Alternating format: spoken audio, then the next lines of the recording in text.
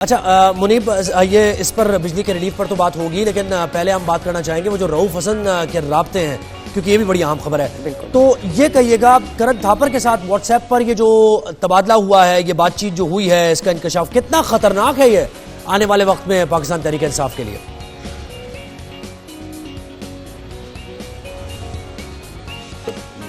Problem के अंदर इस वक्त पाकिस्तान तहरीक इंसाफ है एज अ पोलिटिकल पार्टी, और बहुत सारे इश्यूज हैं जिनकी वजह से पाकिस्तान तहरीक इंसाफ को बहुत से प्रॉब्लम्स का सामना करना पड़ रहा है। अब अगर ये रऊफ हसन साहब का सिलसिला सामने आया है तो इसमें एक चीज़ तो बड़ी एविडेंट है, वो ये कि ओवरऑल अगर आप देखें किसी पाकिस्तान के पॉलिटिकल पार्टी का बैनुल-अक़वामी जरीदे से या इंटरनेशनल कॉरेस्पॉन्डेंट से या इंटरनेशनल जर्नलिस्ट से या कोई और जर्नलिस्ट किसी मुल्क से हो, राब्ता इज इटसेल्फ नॉट क्वेश्चनेबल। जो प्रॉब्लम है वो सिर्फ ये है कि आपका अगर देखा जाए तो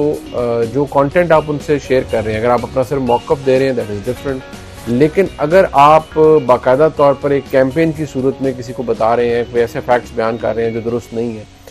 तो ज़ाहिर बात है वो फिर इशू बन जाता है। लेकिन जो चीज़ें अब सामने आई हैं, नेचुरली जो एक एस्टेब्लिशमेंट का मौक़िफ़ है तहरीक इंसाफ के हवाले से ओवरऑल कि ये एक इंतशार पसंद जमात है, इमरान खान साहब के हवाले से उनका मौक़िफ़ ये है कि वो एक इंतशारी लीडर है, और hence for all the problems that Pakistan Tehreek Insaf is confronted with. So naturally problematic तो ये चीज़ बन जाती है, but overall आप इसको कोड ऑफ लॉ में प्रूव कैसे करते हैं वो तो एक और इशू है। बट पीटीआई के लिए इस वक्त परसेप्शन प्रॉब्लम भी है with regards to the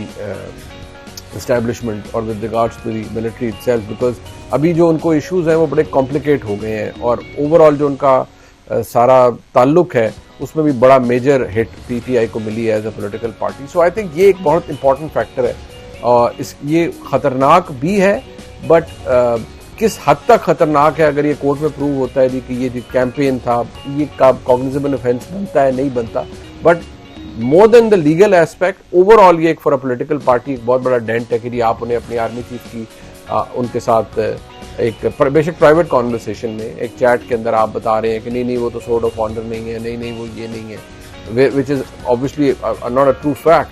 which is not a fact. So naturally ये एक प्रॉब्लमेटिक एरिया आ जाता है तहरीक इंसाफ के लिए, और मेरे ख्याल में उस लिहाज से तो फिर डेंजरस है तहरीक इंसाफ के लिए, बिकॉज ये फर्दर एंडोर्स करता है उस पॉइंट ऑफ व्यू को जो कि फ़ौज का है पाकिस्तान तहरीक इंसाफ के हवाले से।